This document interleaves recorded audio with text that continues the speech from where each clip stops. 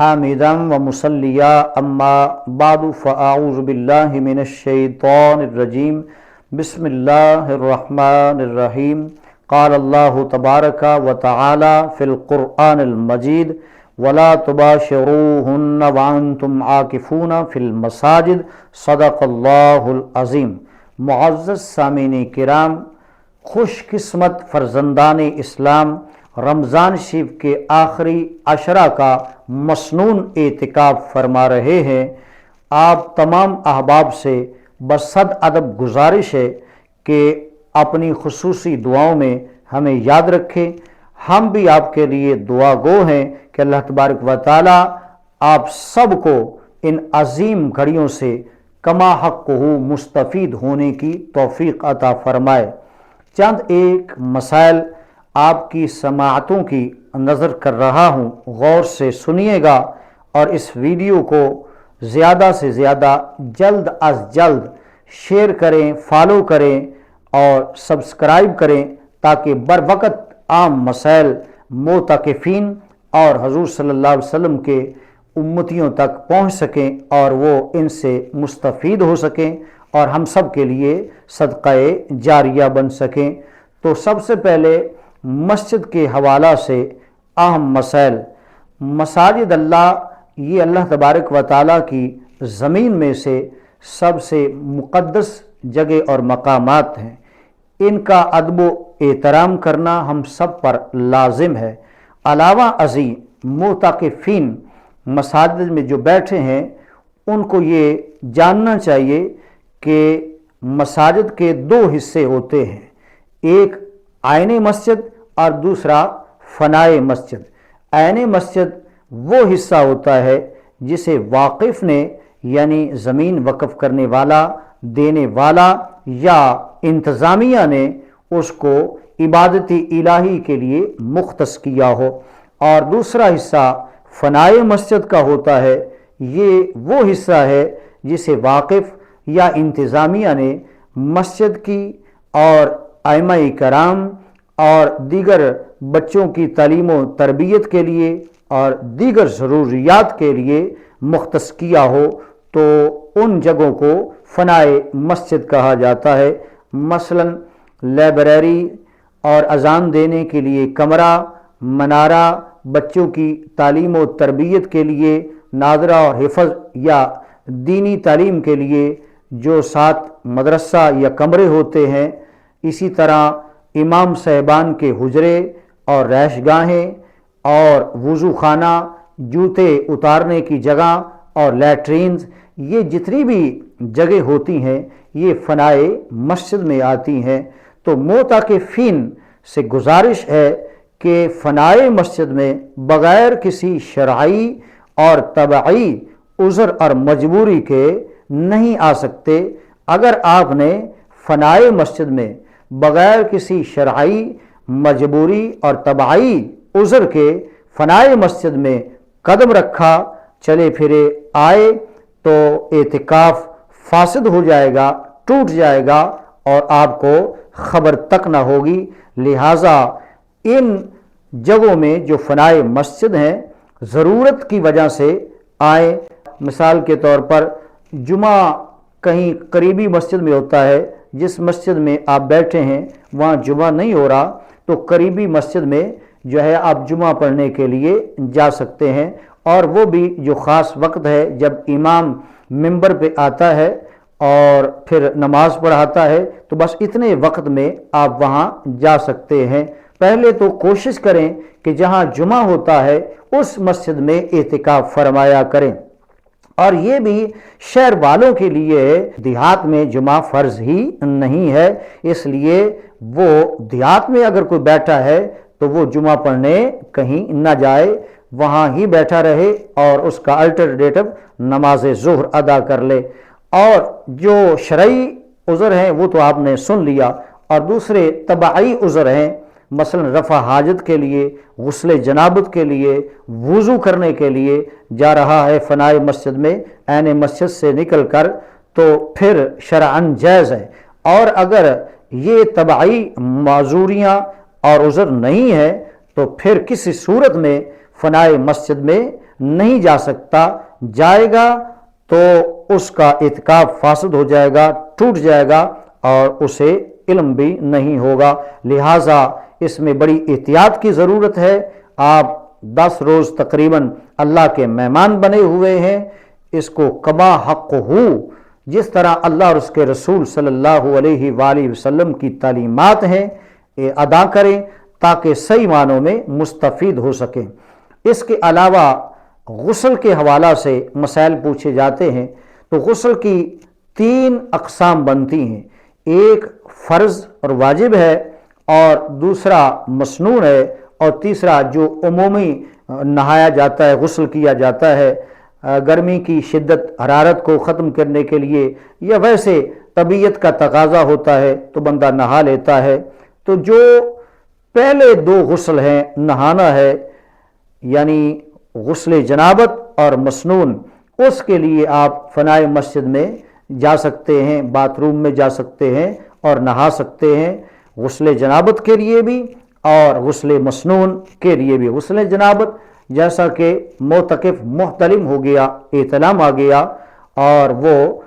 ناپاک ہو گیا، تو پاکی حاصل کرنے کے لیے جو غسل کیا جاتا ہے غسل جنابت کہلاتا ہے، اور جمعۃ المبارک کے لیے جو غسل ہے وہ مسنون ہے، اس کے لیے بھی جا سکتے ہیں۔ اور جو عمومی غسل کیا جاتا ہے، نہاتے ہیں ہم، تو اس کے لیے آپ قطعاً نہ جائیں، ورنہ اعتکاف فاسد ہو جائے گا، ٹوٹ جائے گا۔ میرے آقا کریم صلی اللہ علیہ وآلہ وسلم کا اسوہ حسنہ آپ کے گوش گزار کرتا ہوں، اس سے آپ سبق سیکھیں کہ عمومی طور پر جو معتکفین بار بار نہاتے ہیں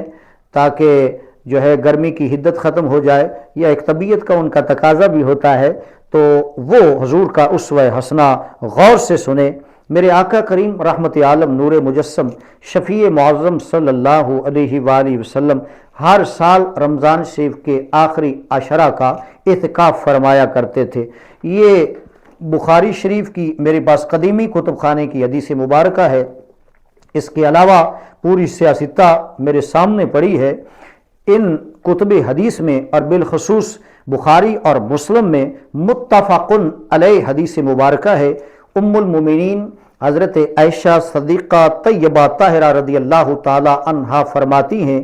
کہ میرے آقا کریم صلی اللہ علیہ وآلہ وسلم کی جب طبیعت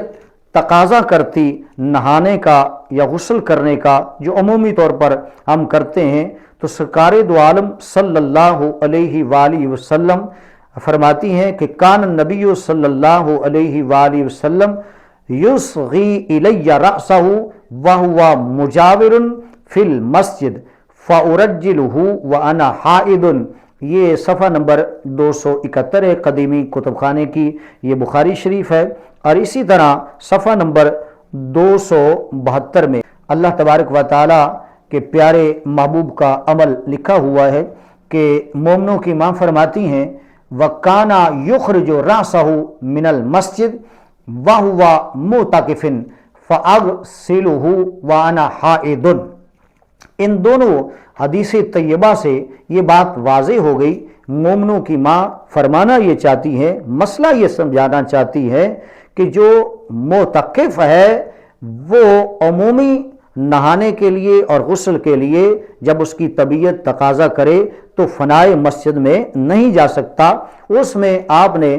اپنے آقا نبی کریم صلی اللہ علیہ وسلم کے اسوہ حسنہ سے ایک آپ کا عمل ذکر کیا، مسلم شریف کے اندر بھی موجود ہے کہ آپ صلی اللہ علیہ وآلہ وسلم کی جب طبیعت تقاضا فرماتی تو آپ اپنا جسم مبارک مسجد میں رکھتے اور سر انور جو آپ کا حجرہ مبارک تھا، جہاں آج آپ صلی اللہ علیہ وسلم کا روضہ مبارک ہے، آپ جو ہے جلوہ فرما ہیں، تو یہاں ایک دروازہ مسجد نبوی شریف کی طرف رکھا ہوا تھا، تو آپ وہاں جاتے اور جسم مبارک مسجد میں رکھتے اور اپنا سر انور جو ہے وہ اس دروازے سے آگے گھر کی طرف کر دیتے۔ تو مومنوں کی ماں فرماتی ہیں فَأَغْسِلُهُ، اور نسائی شریف کے اندر موجود ہے فَأَغْسِلُ رَأْسَهُ، کہ میں نبی کریم صلی اللہ علیہ وآلہ وسلم کا سر انور دھو دیتی۔ اور بخاری شریف میں یہ بھی لکھا ہے کہ فَأُرَجِّلُهُ، उसके बाद मैं आपकी जुल्फों में कंघी फेर दिया करती थी। तो देखा आपने और सुना कि आपका जिस्म मुबारक मस्जिद में और सरे अनवर आप सिर्फ करते थे, और जो एक तकाजा तबीयत का होता था ठंडक हासिल करने का, वो आप सर धोकर जो है वो गुजारा कर लेते थे। और अगर ये अमूमी नहाना फनाए मस्जिद में ऐने मस्जिद से निकल कर जायज़ होता तो मेरे आका करीम सल्लल्लाहु अलैहि वसल्लम का घर मुबारक, हुजरा मुबारक बिल्कुल मस्जिद नबवी शरीफ के साथ अटैच था। आप सल्लल्लाहु अलैहि वसल्लम की तबीयत जब तकाजा करती आप घर तशरीफ़ ले जाते और नहा कर वापस ले आते, लेकिन आप सल्लल्लाहु अलैहि वसल्लम ने ऐसा नहीं फरमाया। तो गोया आपकी तालीम यही है कि अमूमी नहाने और गुस्ल करने से बचा जाए, वरना इतिकाफ जो है वो टूट जाएगा।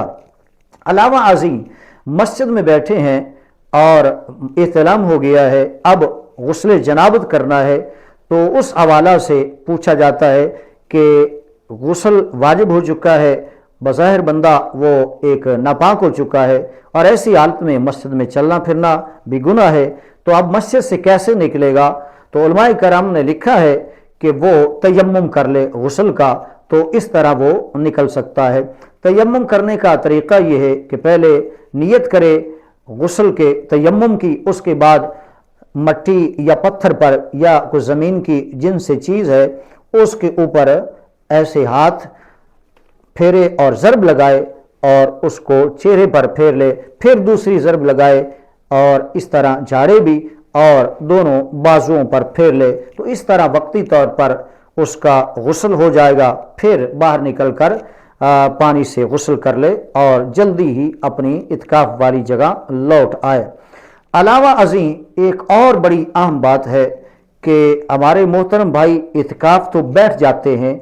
इत्काफ महज बैठने का, मस्जिद में बैठने का नाम नहीं है, बल्कि इसके कुछ तकाज़े हैं और मकासद हैं, वो पूरे नहीं कर पाते, जिसकी वजह से बहुत बड़े सवाब से महरूम रह जाते हैं। मिसाल के तौर पर मस्जिद में बैठे हैं और मोबाइल का बेजा इस्तेमाल कर रहे हैं और दोस्त बेली यार आ रहे हैं, उनसे गप्पें हाँक रहे हैं, तो मेरे भाई अगर हम इस तरह इत्काफ बैठना है तो उसका कोई फ़ायदा नहीं, आप घर जाकर बैठ जाएं। मैं आप सल्लल्लाहु अलैहि वसल्लम के उसवा हसना से यहाँ बुखारी शरीफ से मिसाल पेश करता हूँ। मेरे आका करीम सल्लल्लाहु अलैहि वसल्लम मस्जिद नबवी शरीफ में इत्काफ फरमा रहे हैं। बुखारी और मुस्लिम की मुत्तफ़क़ुन अलैह हदीस है कि हज़रत आयशा, हज़रत ज़ैनब बिन्त जाश, हज़रत हफ्सा रज़ियल्लाहु ताला अन्हुन, ये अज़वाज पाक आप सल्लल्लाहु अलैहि वसल्लम के खैमा के साथ अपने खैमे लगाना शुरू कर देती हैं और मस्जिद नबवी में आपके साथ जो है इत्काफ करती हैं। मेरे आका करीम सल्लल्लाहु अलैहि वसल्लम को सुबह इल्म होता है, तो सरकार दो आलम सल्लल्लाहु अलैहि वसल्लम ने क्या अमल किया? मोमनों की माँ फरमाती हैं, फ़तरकल इतिकाफ़ा ज़ालिकल शहर सुम्मा इतिकाफ़ा अशरम मिन शव्वाल। आप उस इतिकाफ़ को तर्क फरमाते हैं और खैमे उखाड़ दिए जाते हैं, घर तशरीफ़ ले जाते हैं और उस महीने का इतिकाफ़ मेरे आका करीम सल्लल्लाहु अलैहि वसल्लम ने शव्वाल के यानी ईद के 10 दिनों में किया, यानी ईद का दिन निकाल के बाकी 10 दिनों में उसकी क़ज़ाई दी। तो अब इस अमल से पता ये चलता है कि अगर कोई आपके पास दोस्त बेली यार आना शुरू हो गए हैं और फिर आप मोबाइल बेजा यूज़ कर रहे हैं और दुनियावी बातों में मसरूफ़ हो गए हैं, या फिर आपके पास जो दोस्त बेली आ रहे हैं वो आपकी जो तवज्जो है अल्लाह की तरफ और यकसूई है उसमें खलल डाल रहे हैं, तो फिर आपका इत्काफ करने का जो मकसद है वो फौत हो जाता है। मेरे आका करीम सल्लल्लाहु अलैहि वसल्लम की अज़वाज पाक आईं और सरकार दो आलम सल्लल्लाहु अलैहि वसल्लम ने देखा कि उस मकसद में खलल आ रहा है, तो सरकार दो आलम सल्लल्लाहु अलैहि वसल्लम ने इतिकाफ को तर्क कर दिया और अगले महीने जो है उसकी क़ज़ाई दी। तो इसलिए اگر کوئی بندہ یہ لایانی گفتگو اور دوستوں کا ملنا جلنا اور موبائل کا بے جا استعمال کرنا نہیں چھوڑتا تو گویا کہ اس کے اعتکاف کا مقصد فوت ہو چکا ہے۔ اعتکاف کا مقصد ہی یہی ہے کہ تزکیہ نفس کیا جائے اور قلب کی صفائی کی جائے اور اپنے آپ کی ٹیوننگ کی جائے اور اللہ تبارک و تعالیٰ سے معافی مانگی جائے، حقوق العباد اور حقوق اللہ میں جو مسٹیک ہوئی ہے اس کا ازالہ کیا جائے اور عہد تجدید کیا جائے کہ مولا جو مجھ سے پیچھے حقوق اللہ میں کوتاہی ہوئی تو معاف کر دے، نمازیں چھوٹی ہیں، زکوٰۃ ادا نہیں کر سکا، روزے رہ گئے ہیں، میں آئندہ انشاءاللہ ان فرائض کو بجا لاؤں گا اور آئندہ ان کو نہیں چھوڑوں گا۔ اور اسی طرح حقوق العباد کے حوالہ سے کوئی مسٹیک ہوئی ہے، کسی کا حق کھایا ہے، دبایا ہے، کسی کو تکلیف دی ہے، اذیت دی ہے، کسی کی غیبت چغلی کی ہے، تو اس میں بھی معافی تلافی ہونا چاہیے اور ان سے معافی مانگنا چاہیے اور آئندہ نہ کرنے کا عہد اللہ تعالیٰ سے کرنا چاہیے۔ یہ عظیم مقصد ہے۔ اور دوسرا عظیم مقصد لیلۃ القدر کو تلاش کرنا ہے۔ مومنوں کی ماں، یہ بخاری اور مسلم شریف کے اندر موجود ہے، متفقن علیہ حدیث ہے کہ مومنوں کی ماں حضرت عائشہ صدیقہ رضی اللہ تعالی عنہا فرماتی ہے کہ میرے آقا کریم رحمت عالم نور مجسم شفیع معظم صلی اللہ علیہ وآلہ وسلم جب آخری رمضان شریف کا عشرہ آتا، اذا داخل العشر، یعنی عشرہ جو آخری ہے یہ آتا تو شدہ میزارہ، آپ صلی اللہ علیہ وآلہ وسلم اپنی تہمت اور چادر